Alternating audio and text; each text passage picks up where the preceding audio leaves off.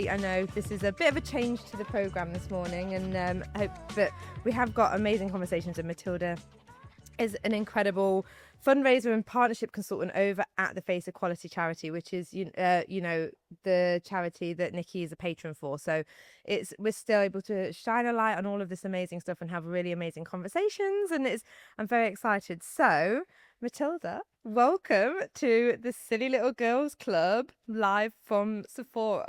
It's amazing. So random. I'm so sorry I'm not Nikki, but no, very happy to be here.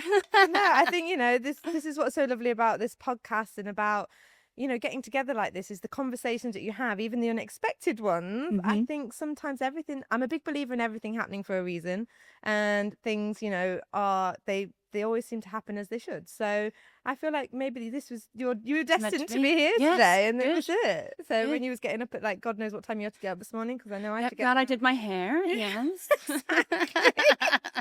I was thinking that this morning. I was like, oh my gosh, if I'm late, what am I going to do? And I was like, I'm in Sephora, so actually it's fine. If just the samples are sampling, right?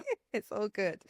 But I thought we'd start off because I think it'd be really nice for the listeners and for our audience, because this is so weird, guys. Actually, I've never recorded with a live audience, so I'm like a bit nervous. So ignore my weird voice.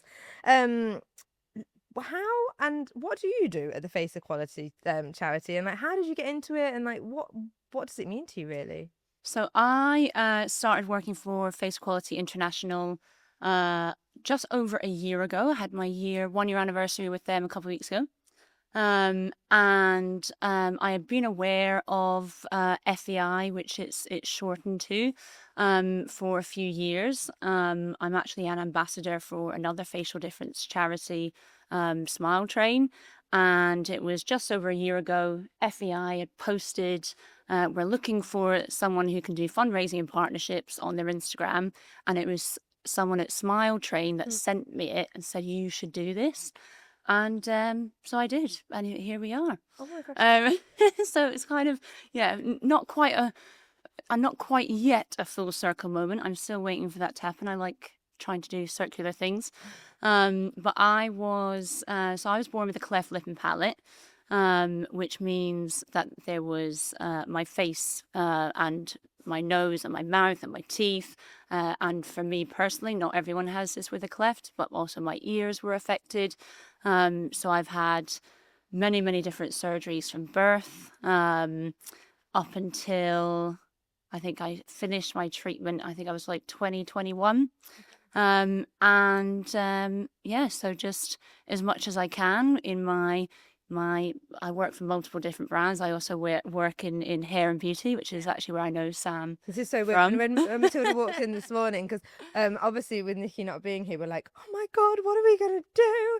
And then Sabina was like, oh, well, Matilda's coming from FEI. And I was like, I didn't even put two and two together. And then when I saw her at the door, I was like, oh my God, I know her. I was so grateful. Yeah. So it was like, perfect guest. But glad. Going into that, so what is it that really inspired you in that drive? Because obviously, when you are born with this facial difference, you finish your treatment. What is it that made you want to go into really advocating for this, and rather than just being like, you know what, I'm just gonna, this has happened, I'm gonna do this, and then what is it that you were like, no, actually, I want to go in with these charities, I want to help, and I want to, shine a light on this sort of. I mean, that's a great question, and I have these similar conversations with people, through DMs. I've built up a lot of pen pals over the year, when I was a child growing up, even teenager, I didn't want anything to do with the facial difference community. I was like, I need to be normal. I need to fit in. I need to be accepted. Like if I go on one of these meetings or one of their summer camps, oh my God, I'm going to be isolating myself. That was what was going through my head. I didn't want to be seen as being different. So I did everything possible in my head to try and not be associated with my now known community.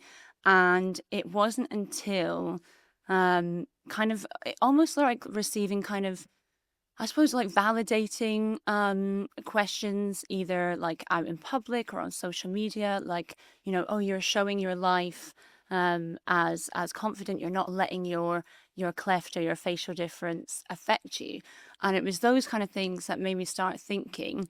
And then I started working actually in makeup, ex-makeup artist, but I worked for a competitor company, and for many years, and they let me kind of do what I want. So I actually hosted quite a lot of fundraisers with them, like in stores, and then that's when Smile Train found me, and then I have done multiple things with Smile Train. I've gone to Ethiopia and actually gone to the hospitals and seen the kids and the families there, which is incredible. And now I'm, apart from FEI, and I just like to be busy. I'm too busy.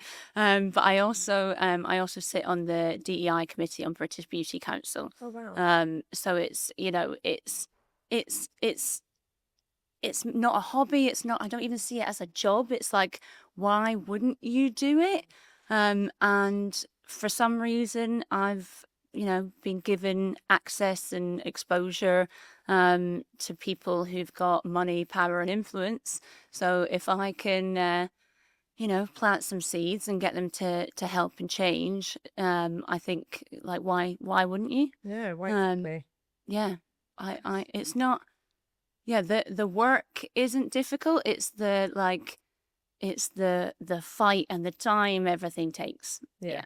No, I can imagine. I think as well, like, yeah, it's those barriers, isn't it, that are just once you start getting in and you can start breaking them down, but actually it's like you need money, you need influence, and you Yeah. need to, yeah, be connected with those people. And it's like, how do you even begin to do that, I guess? And I suppose it's the work of like the FEI and other charities that really can help really get this message out there. And, with help like brands like Sephora and stuff like that. And I think it'd be crazy of us not to acknowledge that we actually are sat in like a beauty powerhouse Yeah. like Sephora.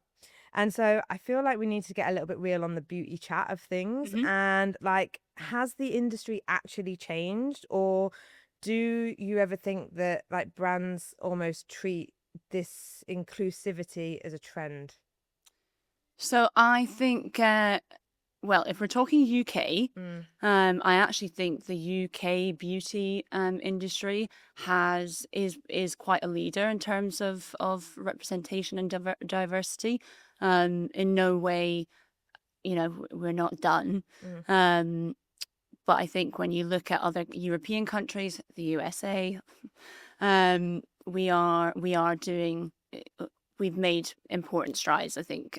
So I think that shouldn't be. We should be celebrating how far we've come, Yeah. while still, pushing on with other initiatives. I think working with Sephora has been really amazing for us at Face Equality International, because they have just opened their arms to us. There's been kind of no question, no bias, no like, okay, what we need to do this to tick a box. Mm. There hasn't been any of that exercise. It's just felt really natural, and real. And I think you can get that from the customers. You can see their comments online, from staff where we've done events in store. We've had people in tears from doing events and talks, and the exposure to the people with influence is important, but the exposure and just getting the information, education out there to you guys on the ground is equally, if not more important, because you're going to be, we can all make decisions with our wallets. So you can shop, based on people's policies, on what they are actually doing. So you guys are very, very important. Yeah, and having spaces like this, I guess, to shop in, and brands that really do show up when they need to be, and not just box tick. And then there is that element to say that, if you find a brand that is box ticking, maybe we should just extort them and like, get to ride that train and show them actually that what they're doing is wrong, but with the messaging behind is very important, because I think there is a lot of that goes on, like not just within like the facial difference community, it's like across the board with everything. I see a lot of that kind of thing happening, but I feel like that's a conversation for another day, not right now. But yes, it's quite interesting. So as part of Face Equality International, what does true beauty and inclusivity mean? That's a really big question, but So I would say, truthfully, that Face Equality International, we don't have a written statement on that. But what we do say is that, we've been working tirelessly. We are actually technically a startup. We started in 2018. Oh, really? So, we're doing pretty good stuff in that amount of time. But, what does true beauty and inclusivity mean? It means that everyone can see themselves, can be themselves without judgment, and to feel like they're being celebrated. Yeah. One of my favorite quotes, actually, from FEI's CEO, Phillida, is "You cannot be what you cannot see," and that is like I kind of replay that in my head quite a lot, because to me it just makes so much sense. I've worked in the beauty industry more than half of my life, and something I keep saying is I'm yet to be sold a lipstick by someone with a cleft, but why not? Oh yeah, why not? Oh, hello. I was having a little test outside. That was my echo. Like, literally, I was like, oh my God. Okay, well that's let's just check it's not a fire alarm. I don't think it is. We probably know about that, but that's a lot. Fine. Okay, but yeah, going back to that, I think it is that lack of representation across like fashion and beauty, isn't it? Especially in terms of like, the faces of like brands and of companies and and team members. And do you think that is, do you think that, would you ever feel like, as somebody that's grown up with a facial difference, would you ever like not put yourself in that position, where you're like on a beauty counter, not you specifically, because I know you're an ex-makeup artist, but do you ever think that could play a part into it, and hopefully we can help build people's confidence to be like, you know what, give me the makeup, give me the lipstick, and I can help show other people. I don't know if that's part of it as well. I think that is definitely part of it. I mean, I am ex-makeup artist, so this is what I wanted my bedroom to look like one day.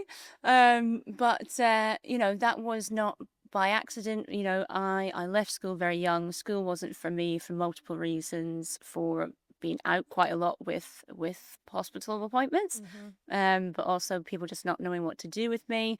I think the cleft issues masked like some mental health issues that I was having. So it was like, no one knew what to do with me. So I left school very young, and makeup for me became like armor. And it was over many, many years, and, reflecting and therapy and all the things, that, it's not for me anymore. It's not armor. It's like dopamine dressing, Expression. It's, yeah. And it is fun and it should be light, but I know so many people with various different visible differences who rely on makeup for them to get out the house, to feel confident, and that also shouldn't be a shameful thing. Like, that's fantastic. If you've got a broken leg, you wear a crutch, so Yeah. you're like, that's fine. Yeah. So I think it's that accessibility, that, no matter why you want to use makeup, it should be available to you. I think the question on specifically on the beauty counters, which is something Sephora UK is doing with Face Equality International in this upcoming year. So I won't say too much, but we are working on a specific something that will hopefully affect people on the shop floor. And my first experience on a makeup counter, I think I was like 12 or 13. And my mum, very strict mother, no makeup allowed in the house, all of this. And I'm the youngest of 4 girls and the only one with a facial difference. And I wanted makeup, but none of my sisters had ever been allowed. But I was allowed because of my cleft. I also feel that the younger sister always gets away with everything as well. Yeah, definitely. I've accepted now that I'm probably the favourite, but I think that's taken quite some time. I wasn't for a while, definitely. I think I'm probably actually the most low maintenance now, surprisingly. But I remember my mum said I could go to a makeup counter, and you know how you can you buy your products to get the makeover free. Oh my God, I was so excited and sat down. I had no idea what to do, what I wanted. You know, you had this had this image in my head of what it was going to be like, and it's going to be amazing. And it wasn't. Oh. And the lady who was doing my makeup, the first thing she said was, right, we better cover that up first. And I was like, ah, I didn't know that. Yeah. You know? And so that completely, that was not good.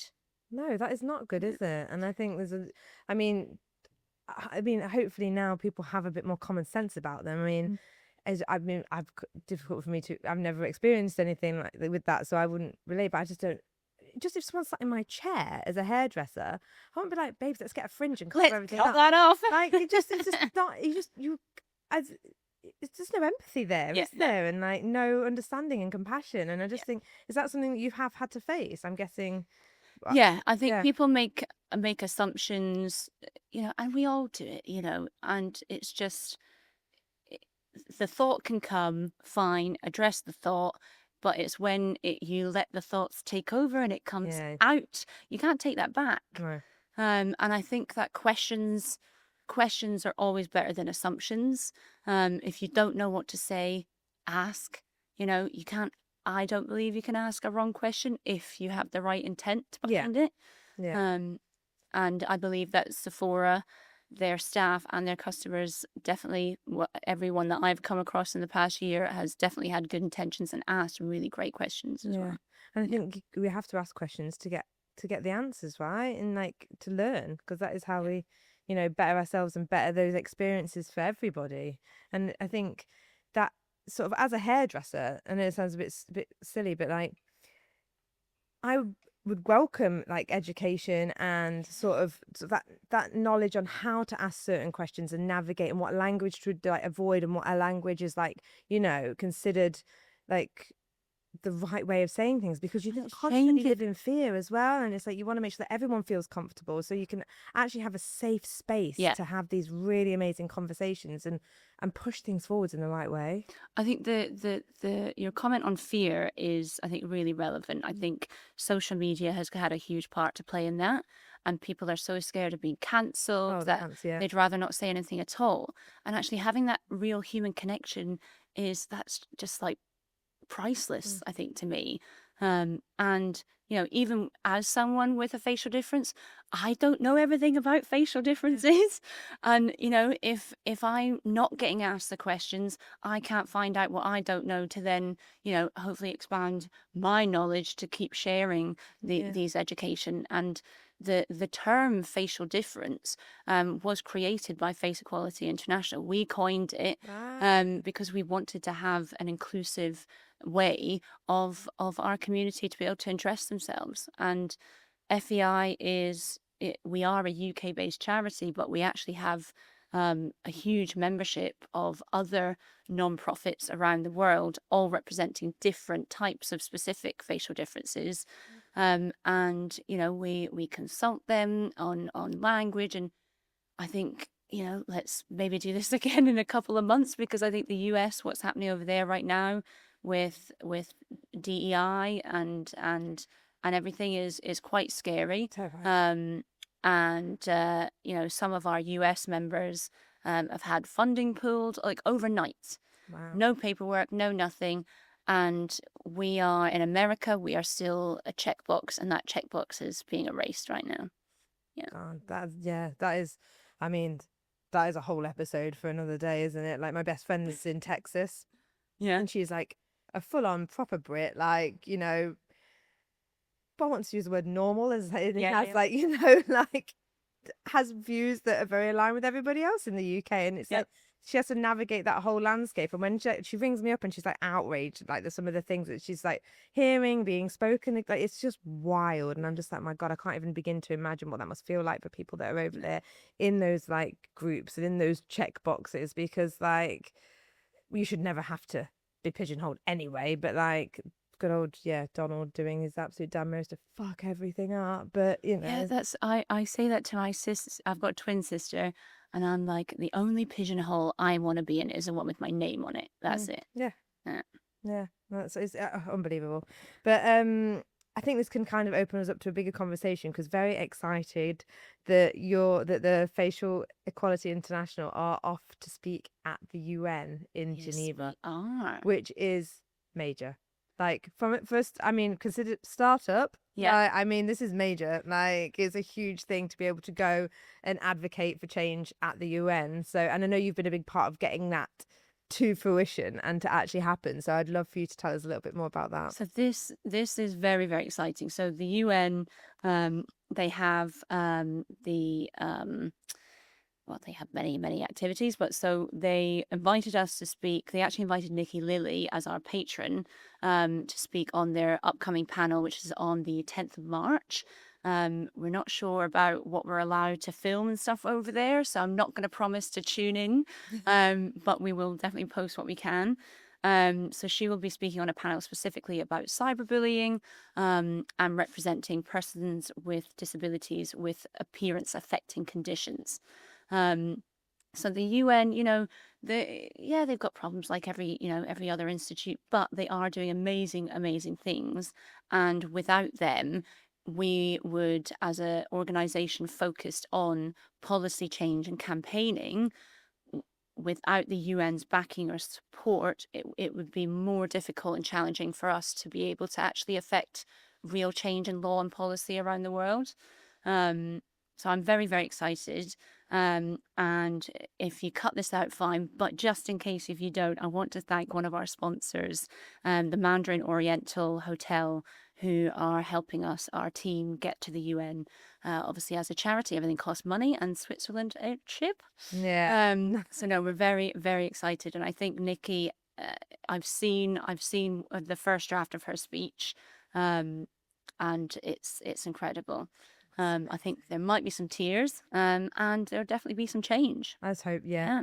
I mean, what an incredible thing to be part of. And yeah, I think advocating for, like, especially all of the change against cyberbullying and like what that entails, because I've never been more grateful to have grown up without social media. Yeah. And I just think, kids nowadays, what they have to face, and it's just crazy. And like, more has to be done, doesn't it, to safeguard everybody across, the whole thing. I think, it's not all bad, because obviously social media and digital activism can have like astronomically good impacts on things, but it's how do we regulate that, and how do we make sure that people are protected. And it's like, I was going to obviously ask Nikki, because I know that she's spoken about like cyberbullying and things like that, but is that anything that you've been affected by with that as well? So I've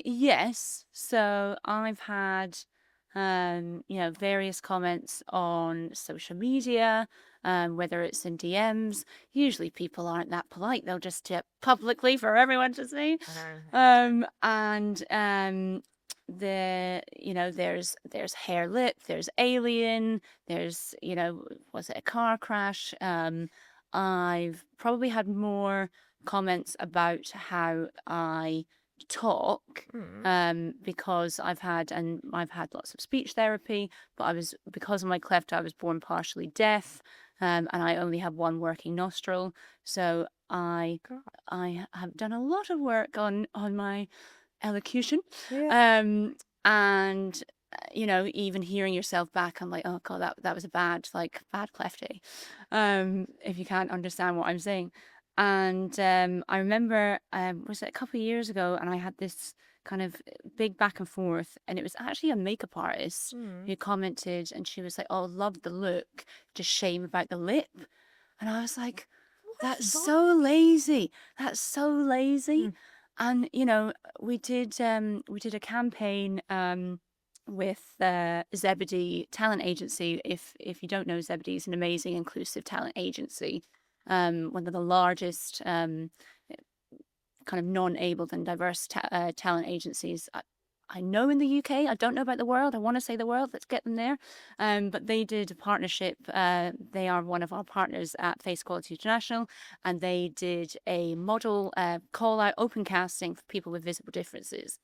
And there was a fantastic influx of people and new faces and people who would never have had that opportunity otherwise. And actually, Sephora had quite a lot of their faces in a campaign last summer in stores, which was just incredible. And I remember seeing some of those comments, and we're quite a small team at FEI, and we do take it in turns to try and monitor comments, and if we need to report, we do. And on one particular post with some of the models on this campaign, there was over 1,000 negative comments on TikTok, and some of them were, like, you should die. If I looked like that, I would kill myself. And some of, it just goes on and on and on. And now with the new functionality of that, you can comment a GIF. Some of those GIFs are not very nice. And they are even more difficult to monitor that. Because you can't filter those words, can you? Can't filter them. No. My God. And these guys, some of them are, they're young girls. It's their first time kind of modeling. This should be an amazing celebratory moment, and they're being told to kill themselves. My God. Yeah. And it's like, how do you It's get dangerous. like? It's so dangerous. Yeah. You hit, like, it's all too. As a hairdresser, obviously I'm connected to a lot of people. I have a lot of clients in my chair, and it's all too often that I hear like clients' daughters and stuff that have tried to take their lives and things like that, and it's just and that's from bullying, like, I hate to say the regular type of bullying, but just kids being assholes at school to each other, and like I can't even imagine how like it must feel when it's about something that you can't even control, and it's like it should be just something that's accepted, and it's just crazy. I mean, at what point do the social platforms have to be held accountable for stuff like this? Because it's just wild that they just are allowed to let people post this, like TikTok specifically. I mean, as a millennial, I'm kind of biased and don't like TikTok anyway, but I just find it such a toxic place for like comments. I post one video about someone's hair and it was like, she looked better before. You're like, oh. And it's thanks for your feedback. Why bother typing that? Like, what is wrong with you in your day that you need to go off and do that? But it's just like, hopefully doing these sort of like getting to the UN and shining a light on things like this will have to at some point make people accountable and make these companies accountable for like monitoring it and stopping people being able to do this. It's like unbelievable. It's crazy. And speaking of like like tech and AI things that I hadn't, until I was doing like research on like questions and sort of talking points for this, I never even considered. I mean, this is how important things like this are, because I had never even considered things like tech and AI based bias against people with facial differences. Like, that needs to be on people's radars. Like, I'm like super empowered now after like doing all this Googling. Loving the energy. How? It's like all of these things that I just hadn't, I feel guilty, and I'm sure the people will do, for not even having that thought that this is the thing, and it's like a huge thing. I mean, I definitely don't want you feeling guilty. Do the opposite. Don't feel guilty. Feel, motivated. So AI is an issue for people with facial differences. We did at FEI, we did some research last year specifically into AI and facial recognition software. We just published the data and findings less than a month ago. If you're interested, you can download that report for free on our website. And we sent the report to some major tech companies for a response, but also to invite them to partner and actually, work on a solution to this. We haven't had any responses yet. So let's see. That is part of my role. There's partnerships, trying to find people to work with us. So one of the kind of major findings in this research was, and I'm going to get the percentage wrong, so I will say around about 30% of people with facial differences said that on their smartphone they were unable to use their Face ID because it didn't recognize that there was a face, that there was a person there. So, imagine, it's 2025. Your life is on that phone, not just social media, your banking, your family, your car, your insurance, your everything is on there, and you can't get in. And then, a lot of people with appearance affecting conditions might have impaired eyesight or impaired vision. So they put a number into your phone. Yeah. Oh my God, it annoys me. And things like, let's say they get past the first Face ID, but then their banking app says, sorry, no human detected. Oh my God. And it's so archaic anyway. Like, it's like trying to drag them into this century. And then what about when you want to tell social media about your experience, and social media says, oh, this content is sensitive content. This cannot be seen for children, because your face they can't recognize it as a face. That is unbelievable. Yeah. And like you say, like in this day and age with all the tech that we've got now, and this is like, I mean, it must surely, I mean, again, being naive, surely this is just a programming thing where they could invest in programmers to come and make it so this is not naive at all. That's 100% what it is. Oh, really? They actually have to train the AI. They have to train the software to recognize all different face shapes, skin tones, hair types, everything. And it's an additional cost to add in, the 10 to 20% of us living with visible differences in their software. And then to just go back to a lot of these tech companies being perhaps based in like Silicon Valley, where they don't, they're not. They see this as a DEI program. They don't see it as a consumer-led program. And we got money. Yeah. I want to spend some money. Help me. Yeah. Take my money. Yeah. Like, but in the right way. Yeah. Like, I remember I did a panel with British Beauty Council recently, and one of the audience questions was, but look at all the beauty AI software that you can change your hair color, or you can try on lipstick. And I was like, yeah, but what if it doesn't think that I've got a face to try on lipstick? Yeah. Like, that's very good, but you haven't trained it to my face, to how different people can look. So that was, it's funny. People get offended when they're like, no, but I am doing this. And it's like, no, you are. That's great. It just needs to be better. Yeah. Yeah. And you need to do better. You need to do better. My gosh, it's just like, so, I mean, for Monday morning, this is such an amazing, like, I feel so fired up for the week now. I'm just like, right, we need to go and get it. And touching on, I know we touched negatively on social media and stuff like that, but actually it is a force for good when it's used right. Like, to be able to spread messaging, to be able to build community, and to be able to bring people together in the right way. Other than getting people together in a room, there really isn't a better way than to be able to do that, and a more accessible way and a more affordable way, providing you can get into your phone. Come on, Apple, like, seriously, like, crazy. But yeah, I think that's a fantastic point. And like you, millennial, I'm so glad that my childhood is nowhere to be found. My God, you know what? Yeah, you think about some of those Facebook albums that got posted in the early noughties, and since been archived. Yes, like I thank Facebook for giving me those, the memories feature. Oh yeah. Because like they would all flash up and I could delete them before anyone would see. Yeah, 100%. So, I actually should probably do that. I mean, but there is a lot of hate and there's a lot of problems. But it's such an amazing, powerful tool to be able to get your message across, whatever that might be, and to educate, because, whether it's 10 people, 10 million people that see, I always think, if one person can take something good from that, I think we're getting somewhere.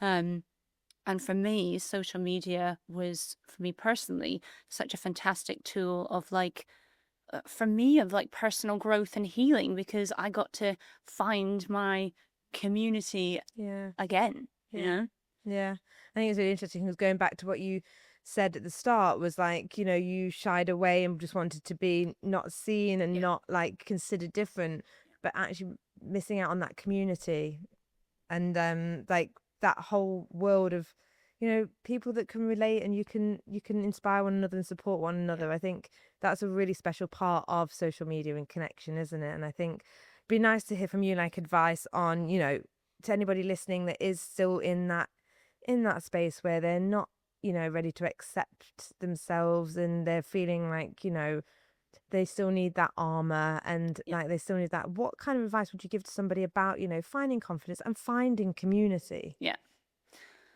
I think for what worked for me was, which I don't know if it's good advice or not, you can let me know, but something that my dad always said was fake it till you make it. And, there was definitely a good kind of few years kind of coming out of teenager years where I didn't know who I was. I didn't know who I wanted to be either.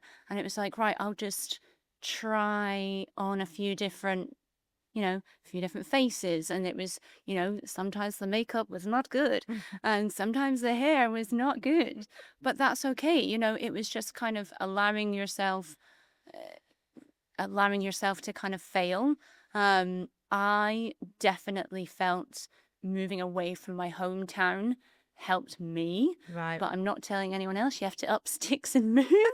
But it helped me. It was moving from Scotland to London. The anonymity of London was quite freeing. And, everyone says, oh, everyone in London isn't friendly. No, we are friendly. We're just in a rush. Okay. Yeah. And nobody notices anything, do they? Right. No one cares. No one judges you. Like everyone's too busy. So that was great for me. That worked for me. Yeah. I do love the anonymity of London. It's so great. Like literally nobody gives a crap, do they, what you're doing. It's great. And then if you could go back and tell, that 13-year-old you, like anything that you've learned along the way now, what would it be? Wow. Because I keep seeing this trend. It's like I had coffee with my 16-year-old self, and she turned up wearing like, whatever she was wearing, and ordered this drink. And I'm like, God, this is so cool. I don't want to ever think about having coffee with 16-year-old me. But like, if you could go back. So yeah, maybe let's reframe this question. If you could go back and have a coffee with 15-year-old Matilda, what would you tell her? God. Well, we'd sort out the eyebrows first, and then, and not good. Gosh, I think it would just be to try and like myself. You're okay. You're doing okay. Yeah. That's enough for now. Like, you're a kid. Yeah. Enjoy it and try and it's difficult, isn't it? But yeah. Anyway, I feel like I've covered everything that I wanted to ask you. I grilled you for 45 minutes straight and made you all sit there in perfect silence. Thank you, everybody. What I did think before we finish is if anybody did have any questions, I thought we'd open it up and see, because normally it's just me making people sit in a soundproofed room with the guys. So if anybody does have any questions, we'd be more than happy to answer, but no pressure. Anyone?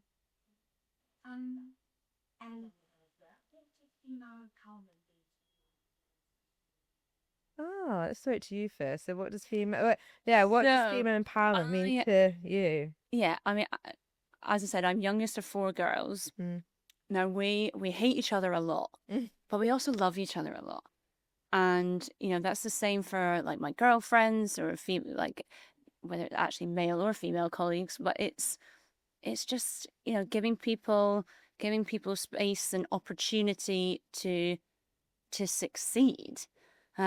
Actually not giving them the space to fail, because no, we don't have time for that. We all just need to lift each other up and be proud of each other. Even if we don't know each other, you're doing great. Look, you're here. Your hair is brushed. You've got lip balm on. Like, isn't that amazing? Yeah. Like, guys, it's very early on a Monday and we're all looking fantastic. Well, I mean, I did like, we should be proud of ourselves. Like, a couple of my sisters have got kids, and I'm like, oh my God, bow down, because the UK has not made it very easy for women having kids.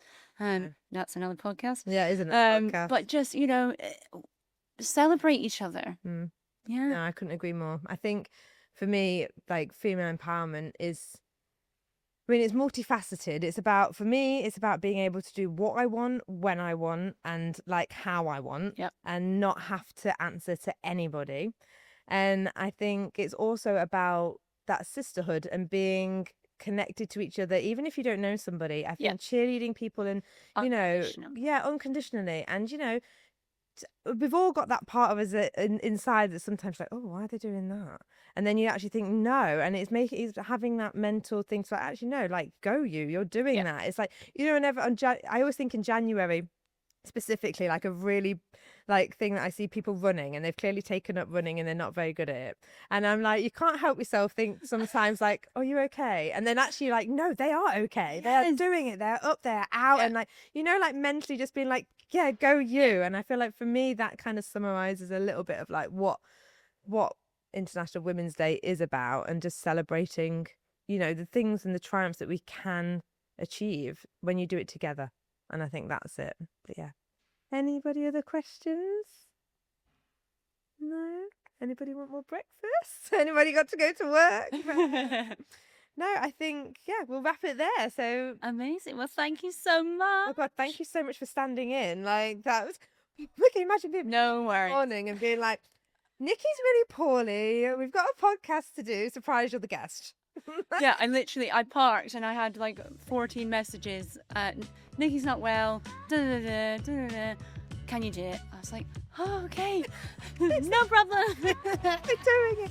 And it's so nice. So thank you. I'm so grateful. And I'm so grateful for you guys all coming on. Yes, thank you so much for joining us early start. There is goodie bags and, you know, Sephora. So yeah, get to it and have a lovely day. And thank you so much. While I have you, it would really help me out if you could just hit follow or subscribe, depending on which platform you're getting your podcast from, and I can keep bringing you these amazing conversations with these incredible guests.